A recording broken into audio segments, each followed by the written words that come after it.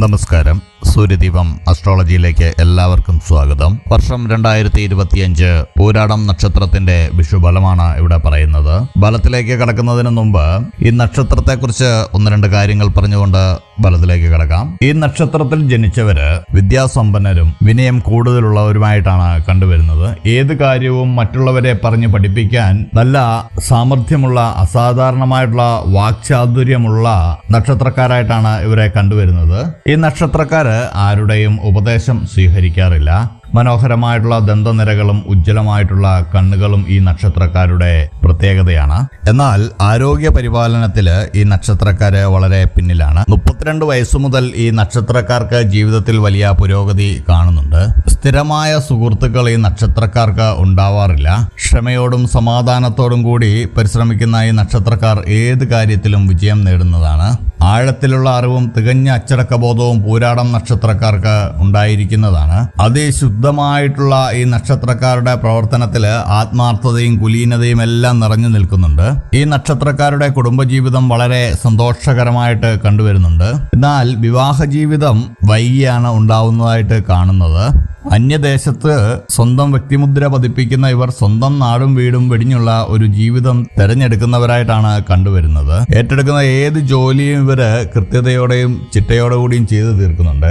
ധനുക്കൂറില് ശുക്രദശയിലാണ് ഇവരുടെ ജനനം. ഈ നക്ഷത്രത്തിൽ ജനിച്ചവർക്ക് മനസ്സിന് അടക്കവും ഒതുക്കവും ഒക്കെ ഉള്ളവരായിരിക്കും. 10 വയസ്സുവരെ ഇവർക്ക് ശുക്രദശയാണ്. പിന്നീട് 6 വർഷം ആദിത്യനും 10 വർഷം ചന്ദ്രനും 7 വർഷം ചൊവ്വയും അടുത്ത 18 വർഷം രാഹുവും അതിനടുത്ത 16 വർഷം വ്യാഴവും ഇങ്ങനെയാണ് ഇവരുടെ ദശാകാലങ്ങള് പിന്നിട്ട് പോകുന്നത്. പൂരാടം നക്ഷത്രക്കാര് ഒരിക്കലും ചേരാൻ പാടില്ലാത്ത നക്ഷത്രമാണ് തിരുവോണം, ചതയം, ഉത്രട്ടാതി, പൂയം, ആയില്യം, ചിത്തിര എന്നീ നക്ഷത്രങ്ങള്.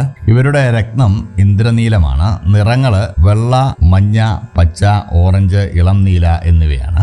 മറ്റൊരു പ്രധാനപ്പെട്ട കാര്യം, നമ്മളുടെ പൂജയിൽ നിങ്ങൾക്ക് വേണ്ടി പ്രാർത്ഥിക്കണമെന്നുണ്ടെങ്കിൽ നിങ്ങളുടെ പേര്, നക്ഷത്രം, ജന്മവർഷം, തീയതി എന്നിവ കമന്റ് ബോക്സിൽ രേഖപ്പെടുത്തുക. തീർച്ചയായിട്ടും പ്രാർത്ഥനയിൽ ഉൾപ്പെടുത്തുന്നതായിരിക്കും. നമ്മുടെ ചാനൽ ഇതുവരെ സബ്സ്ക്രൈബ് ചെയ്തിട്ടില്ലെങ്കിൽ സബ്സ്ക്രൈബ് ചെയ്യുക. വീഡിയോകൾ ഇഷ്ടമാകുന്നുണ്ടെങ്കിൽ ലൈക്ക് ചെയ്യുക. അപ്പോൾ ബലത്തിലേക്ക് കിടക്കുകയാണ്. പൂരാടം നക്ഷത്രത്തിന്റെ ഏപ്രിൽ മാസം 14 തീയതി മുതൽ, അതായത് വിഷു ദിവസം മുതൽ മെയ് മാസം അവസാനം വരെയുള്ള ബലമാണ് ആദ്യം പറയുന്നത്. പ്രതീക്ഷകളൊക്കെ നൽകുന്ന ഒരു മാസമാണ്. നാനാസ്ഥലങ്ങളിൽ നിന്ന് സഹായമൊക്കെ ലഭിക്കുന്നുണ്ട്. മാതാപിതാക്കളുടെ രോഗങ്ങൾക്കൊക്കെ ശമനം ഉണ്ടാവുന്നതാണ്. പൊതുരംഗത്ത് അപ്രതീക്ഷിതമായിട്ടുള്ള സ്ഥാനക്കയറ്റം ഉണ്ടാകുന്നുണ്ട്. ഏപ്രിൽ 14, 15, 24, 26, 27, 29 തീയതികൾ വളരെ ശുഭകരമാണ്. ശ്രീകൃഷ്ണ ഭഗവാനെ പ്രാർത്ഥിക്കുന്നതും പൂജിക്കുന്നതും വളരെ നല്ലതായിരിക്കും. ഈശ്വരാനുഗ്രഹം വേണ്ടുവോളം ഉണ്ട്. പ്രാർത്ഥനയോടെ മുന്നോട്ട് പോവുക. മെയ് മാസത്തിലേക്ക് എത്തുമ്പോൾ ദാമ്പത്യ പ്രതിസന്ധിയൊക്കെ തരണം ചെയ്യുന്നുണ്ട്. വിവാഹം നടക്കാത്തവരുടെ വിവാഹത്തിനൊക്കെ ഒരു തീരുമാനമാവുന്നുണ്ട്. ഉപരിപഠനത്തിനുള്ള യോഗമൊക്കെ കാണുന്നുണ്ട്. വിദ്യാർത്ഥികൾക്ക് വളരെ നല്ല സമയമാണ് മെയ് മാസം. വസ്തുനിഷ്ഠമായിട്ടുള്ള പ്രവൃത്തികളൊക്കെ ലക്ഷ്യപ്രാപ്തി കൈവരിക്കുന്നുണ്ട്. പ്രവർത്തനത്തിൽ സാമ്പത്തിക വിജയങ്ങളൊക്കെ നേടുന്നുണ്ട്. ദീർഘവീക്ഷണത്തോടു കൂടിയുള്ള പദ്ധതികളൊക്കെ നടപ്പാക്കും. മുടങ്ങിക്കിടന്ന സംരംഭങ്ങളൊക്കെ പുനഃസ്ഥാപിക്കുന്നുണ്ട്. വിദേശ ജോലിക്കുള്ള യോഗമൊക്കെ കാണുന്നുണ്ട്. നിങ്ങൾക്ക് മെയ് മാസം പഠന സംബന്ധമായിട്ടും വിവാഹ സംബന്ധമായിട്ടും ജോലി സംബന്ധമായിട്ടും വളരെ മുന്നേറ്റം ഉണ്ടാവുന്ന ഒരു മാസമാണ്. മെയ് മാസത്തിൽ ശ്രീകൃഷ്ണസ്വാമിയുടെ അനുഗ്രഹം നിങ്ങൾക്കുണ്ടാവുന്നതാണ്. മെയ് 1, 2, 7, 9, 12, 13, 17, 18, 19, 26, 28, 30 തീയതികൾ വളരെ ശുഭകരമാണ്. ജൂൺ മാസത്തിലേക്ക് കിടക്കുമ്പോൾ ഭയഭക്തി ബഹുമാനത്തോടുകൂടി ചെയ്യുന്ന പ്രവൃത്തികളൊക്കെ ലക്ഷ്യസ്ഥാനത്ത് എത്തുന്നതാണ്. എന്നാൽ ദുർച്ചെലവുകൾ കൂടാതെ ശ്രദ്ധിക്കേണ്ടതുണ്ട്. കലാരംഗത്തൊക്കെ വൻ നേട്ടങ്ങൾ നിങ്ങൾക്കുണ്ടാകുന്നുണ്ട്. കലാകാരന്മാർക്കും രാഷ്ട്രീയ രംഗത്തുള്ളവർക്കൊക്കെ സമയം വളരെ അനുകൂലമാണ്. വാഹന ഇടപാടുകളിലൊക്കെ ലാഭം കാണുന്നുണ്ട്. വീട് പണിയുകയോ പുതുക്കി പണിയുകയോ ഒക്കെ ചെയ്യുന്നതാണ്. ജൂൺ മാസവും എന്തുകൊണ്ടും നിങ്ങൾക്ക് അനുകൂലമായിട്ടുള്ള ഒരു മാസമാണ്. ജൂൺ 3, 4, 7, 9, 12, 18, 20, 22, 27, 29 തീയതികൾ വളരെ ശുഭകരമാണ്. പ്രാർത്ഥനയോടെ മുന്നോട്ട് പോവുക. ജൂലൈ മാസത്തിലേക്ക് എത്തുമ്പോൾ ഭൂമിയിൽ നിന്നുള്ള ആദായമൊക്കെ വർദ്ധിക്കുന്നുണ്ട്. കടം കൊടുത്ത പണമൊക്കെ തിരികെ ലഭിക്കുന്നുണ്ട്. അനാവശ്യ ചിന്തകൾ എന്നാൽ മനസ്സിനെ അലട്ടാൻ തുടങ്ങുന്നുണ്ട്. ജൂലൈ മാസം മനസ്സ് കൈവിട്ടു പോകാതെ ശ്രദ്ധിക്കേണ്ടതാണ്. ആത്മാർത്ഥ സുഹൃത്തുക്കളൊക്കെ വഞ്ചനയിൽപ്പെടുത്തുവാനും ചതിയിൽപ്പെടുത്തുവാനും ഒക്കെ സാധ്യതയുണ്ട്. ഭൂമി കൈമാറ്റത്തിനുള്ള യോഗം കാണുന്നുണ്ട്. കൃഷിയിൽ വൻ ലാഭം ഉണ്ടാവുന്നുണ്ട്. ജൂലൈ മാസത്തിൽ നിങ്ങൾ ശ്രദ്ധിക്കേണ്ട ഒരു കാര്യം മനസ്സിനെ പിടിച്ചു നിർത്തുക എന്നുള്ളതും സുഹൃത്തുക്കളുമായിട്ടുള്ള ഇടപാടുകളൊക്കെ നടത്തുമ്പോൾ അതൊന്ന് ശ്രദ്ധിച്ച് നടത്തുന്നത് വളരെ നല്ലതായിരിക്കും. ഇല്ലെങ്കിൽ ധനനഷ്ടം വരാനുള്ള സാധ്യത സാധ്യതയുണ്ട്. ജൂലൈ 3, 4, 7, 9, 18, 19, 20 തീയതികൾ വളരെ ശുഭകരമായിരിക്കും. ഈ സമയം പ്രാർത്ഥനയോടെ മുന്നോട്ട് പോകണം. ഈശ്വര അനുഗ്രഹം വേണ്ട ഒരു സമയമാണ്. ശ്രീകൃഷ്ണസ്വാമിയെ പ്രാർത്ഥിക്കുകയും പൂജിക്കുകയും ചെയ്യുക. ഓഗസ്റ്റ്, സെപ്റ്റംബർ മാസത്തിലേക്ക് എത്തുമ്പോൾ കുടുംബത്തില് ചെറിയ കലഹങ്ങൾക്കൊക്കെ ഇട കാണുന്നുണ്ട്. വ്യാപാരികൾക്ക് പ്രതീക്ഷിച്ച നേട്ടം കാണുന്നില്ല. എന്നാൽ ക്രയവിക്രയങ്ങളിൽ ചെറിയ വിജയങ്ങളൊക്കെ ഉണ്ടാവുന്നുണ്ട്. ഗ്രഹമാറ്റത്തിനുള്ള ഇടയൊക്കെ കാണുന്നുണ്ട്. ചെറിയ രോഗങ്ങളൊക്കെ പിടിപെടാനുള്ള സാധ്യത കാണുന്നുണ്ട്. ഈ ഓഗസ്റ്റ് മാസം നിങ്ങൾ വളരെ ശ്രദ്ധിച്ച് മുന്നോട്ട് പോകണം. ഈശ്വരാനുഗ്രഹം വർദ്ധിപ്പിക്കേണ്ടതുണ്ട്. ഓഗസ്റ്റ് മാസം അത്ര സുഖകരമായിട്ടുള്ള അനുഭവങ്ങളായിരിക്കില്ല നിങ്ങൾക്കുണ്ടാവുന്നത്. ഓഗസ്റ്റ് 1, 7, 14 തീയതികൾ വളരെ ശുഭകരമായിരിക്കും. സെപ്റ്റംബർ മാസത്തിലേക്ക് എത്തുമ്പോൾ സഹോദരങ്ങളുമായിട്ടുണ്ടായിരുന്ന അഭിപ്രായ വ്യത്യാസമൊക്കെ മാറുന്നുണ്ട്. പുതിയ ബിസിനസ്സുകളൊക്കെ ആരംഭിക്കുന്നുണ്ട്. സാമ്പത്തിക രംഗത്ത് വൻ നേട്ടം കാണുന്നുണ്ട്. മേലധികാരികളുടെയൊക്കെ പ്രീതി സമ്പാദിച്ചെടുക്കുന്നുണ്ട്. സഹായ വാഗ്ദാനങ്ങളൊക്കെ നൽകിയിരുന്നവർ അത് നടപ്പാക്കുന്നുണ്ട്. എന്നാൽ നിങ്ങൾക്ക് പല രംഗത്തേക്കും എടുത്തു ചാടുവാനുള്ള പ്രവണതയുണ്ടാകും. അത് നിങ്ങൾ വളരെ ശ്രദ്ധിച്ച് മുന്നോട്ട് പോയില്ലെങ്കിൽ അവിടെയും ധനനഷ്ടം ഉണ്ടാവാൻ സാധ്യതയുണ്ട്. അറിയത്തില്ലാത്ത കാര്യങ്ങൾ ചെയ്യാൻ പോകരുത്. പണം മുടക്കി ചെയ്യരുത്. പൂർവീക സ്വത്തൊക്കെ അനുഭവയോഗ്യമാവുന്നുണ്ട്. സെപ്റ്റംബർ മാസം നിങ്ങൾക്ക് വളരെ നല്ലൊരു മാസമാണ്. ചില കാര്യങ്ങൾ നിങ്ങൾ നോക്കി ചെയ്ത് കഴിഞ്ഞാൽ നിങ്ങളുടെ കയ്യിൽ തന്നെ ഇരിക്കുന്ന ചില കാര്യങ്ങളുണ്ട്. അത് നിങ്ങൾ നോക്കി ചെയ്ത് കഴിഞ്ഞാൽ സാമ്പത്തിക നഷ്ടം ഒഴിവാക്കാം. സെപ്റ്റംബർ 1, 2, 3, 7, 8, 9, 15, 17, 18, 24, 26 തീയതികൾ വളരെ ശുഭകരമായിരിക്കും. പ്രാർത്ഥനയോടെ മുന്നോട്ട് പോകുക. ഒക്ടോബർ, നവംബർ മാസത്തിലേക്ക് എത്തുമ്പോൾ കോടതി കേസുകളിലൊക്കെ നിങ്ങൾക്ക് അനുകൂലമായിട്ടുള്ള വിധി ഉണ്ടാവും. ഊഹക്കച്ചവടത്തിലൊക്കെ അപ്രതീക്ഷിത ലാഭമൊക്കെ നിങ്ങൾക്ക് ഉണ്ടാവുന്നുണ്ട്. മാതാപിതാക്കളുടെ സ്വത്തുക്കളൊക്കെ കൈവശം വന്ന് ചേരുന്നുണ്ട്. നിങ്ങൾക്ക് ഉറ്റ ബന്ധുക്കളൊക്കെ മറുപക്ഷത്ത് ചേർന്ന് നിങ്ങൾക്കെതിരെ പ്രവർത്തിക്കാൻ തുടങ്ങുന്ന ഒരു സമയമാണ് ഒക്ടോബർ മാസം. ഒക്ടോബർ മാസത്തിൽ സാമ്പത്തികമായിട്ടുള്ള ലാഭങ്ങളെല്ലാം നിങ്ങൾക്ക് ഉണ്ടാവുന്നുണ്ട്.